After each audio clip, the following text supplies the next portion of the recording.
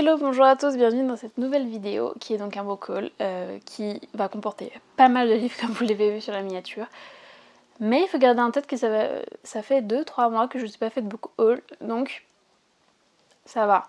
Ça aurait pu être largement pire, croyez-moi, mais il y en a quand même pas mal, donc je vais commencer tout de suite. Ce tic de langage m'énerve énormément, je n'arrête pas de dire et ça m'énerve, au dérochage je m'énerve complètement, mais il faut que je fasse gaffe, il faut que je me débarrasse de ce tic, c'est pas possible.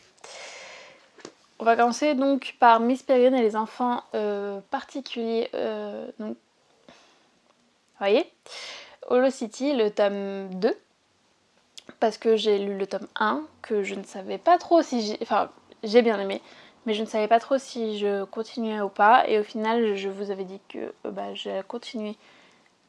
Je comptais acheter le tome 2 pour me faire une idée et décider à la fin du tome 2, donc c'est chose faite. Je l'ai dans la pile à lire, donc le jour où j'ai envie de continuer, je l'aurai. Ça va m'énerver. Je suis sûre que maintenant que je vous l'ai dit, vous n'allez plus entendre que ça. J'aurais rien dû vous dire en fait. Donc je l'ai sous la main et moi je saurai si ça vaut le coup que j'achète la suite ou pas. Mais ce qui est sûr, c'est que je n'achèterai pas le tome 3 sans avoir lu le tome 2, ça vaut pas le coup. Ensuite, en parlant de série, enfin de suite plutôt, on a... Attendez que je les mette dans le bon ordre. Hop. Ces 4 livres-là, je pense que vous les reconnaissez parce qu'on les voit partout. Donc c'est Blackwater, le 3e tome,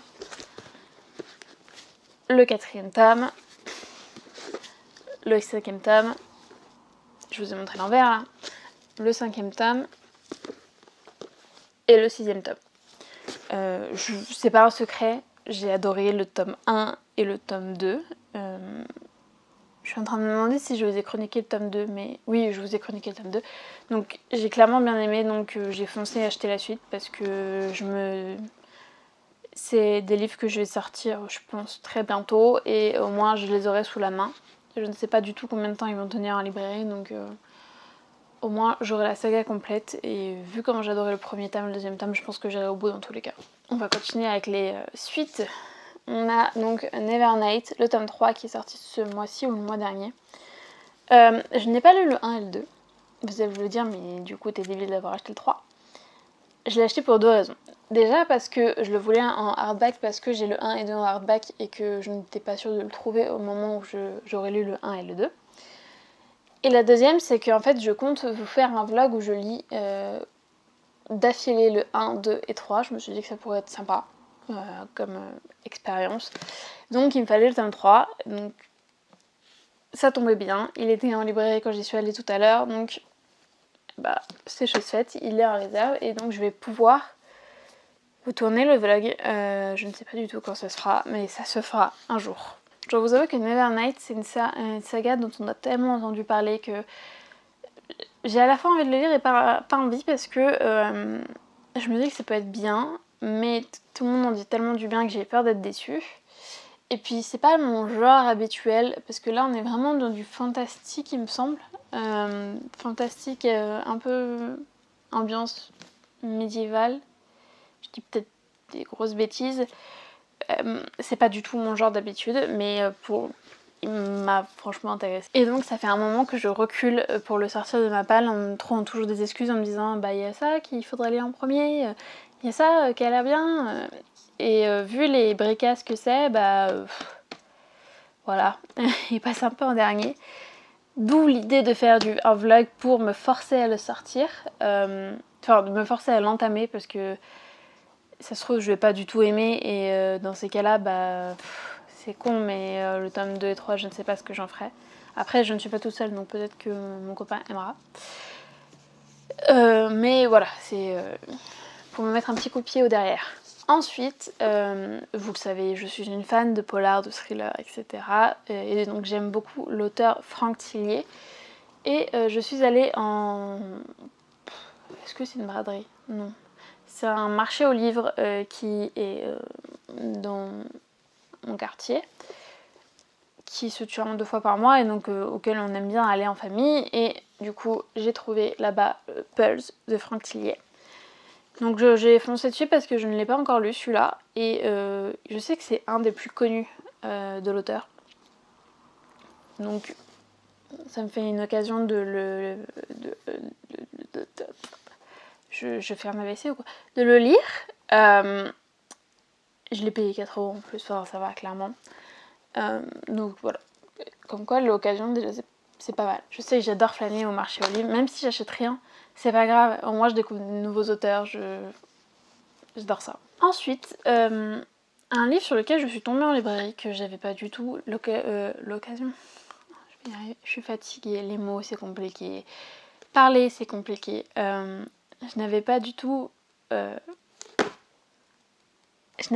l'intention d'acheter ce livre, mais je suis tombée dessus, et donc c'est L'Anomalie de Hervé Le Tellier, donc qui a rencontré un prix Goncourt apparemment. Je n'ai jamais lu de livres qui ont remporté le prix Goncourt. J'avoue que ça me fait un peu peur. J'ai toujours l'impression que ça va être ultra compliqué à lire, mais là le résumé me faisait envie, donc je me suis laissée tenter. C'est le récit d'un crash, non. En gros, on nous dit qu'en juin 2021, il va y avoir un événement qui va bouleverser les vies de centaines d'hommes et de femmes qui sont tous passagers d'un vol Paris-New York. On nous dit que les passagers sont divers et variés, un père de famille, mais qui est tueur à gages.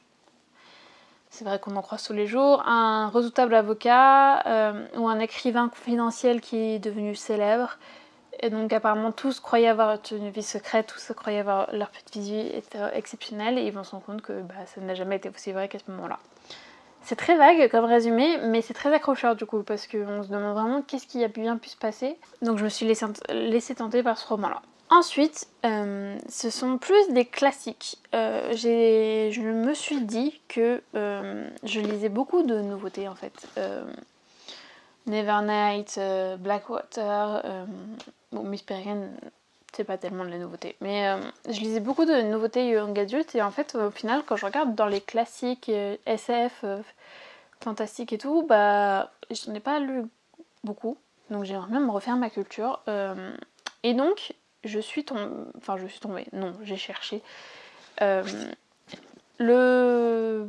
des auteurs classiques très très connus. Et donc j'essaie de refaire au fur et à mesure ma bibliothèque.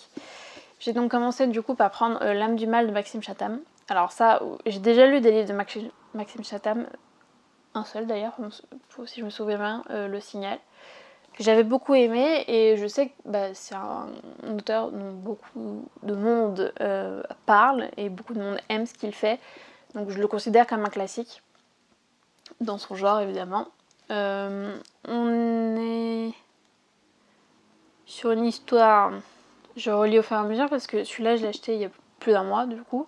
Ok, en fait on nous dit que il y avait un bourreau, donc le bourreau de Portland, qui étouffait et vitriolait ses victimes avant de les découper, mais que celui-ci a été arrêté et qu'il est mort.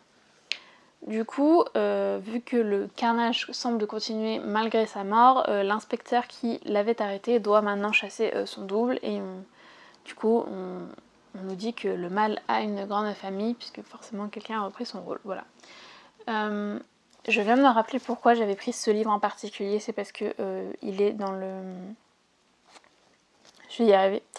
Il est dans le défi de thriller, les 10 livres thrillers que je dois lire avant la fin de l'année, sur Livre Addict. Donc voilà, je sais que c'est un tome 1. Il me semble qu'il y a une trilogie sur le mal. La trilogie s'appelle Le Mal, je crois. Donc il y a L'âme du mal et il y en a 2 autres. Et donc, pour tout vous dire, je reviens de la librairie où j'ai acheté aujourd'hui Nevernight, et donc j'ai acheté 2 livres supplémentaires. Le premier, c'est Le cycle des robots, première partie de Isaac Asimov.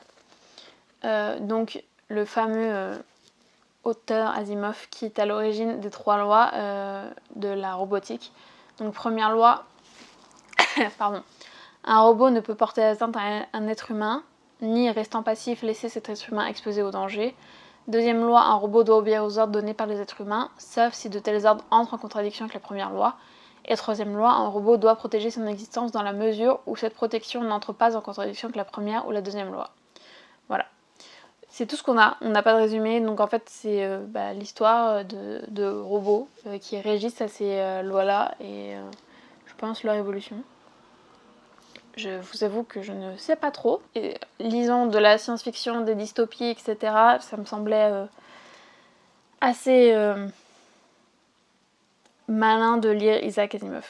Et ensuite, donc, j'ai pris Un robot stand de Philippe Cadic. Honnêtement, je ne suis pas sûre que ce soit considéré comme un classique. Mais c'est un auteur très très connu dans son genre. Je vous avoue que je suis tombée dessus par hasard. Ça m'énerve. Je suis tombée dessus par hasard, il y avait plein de livres de lui, et puis celui-là, le résumé m'a attirée, donc je me suis dit, allons-y. On nous dit que le cours du temps s'est inversé, maintenant les morts se réveillent dans leur tombe pour au final vivre leur vie et retourner à l'état de poussière quand ils sont nés. Oui, ils rajeunissent et finissent par réintégrer la matrice maternelle.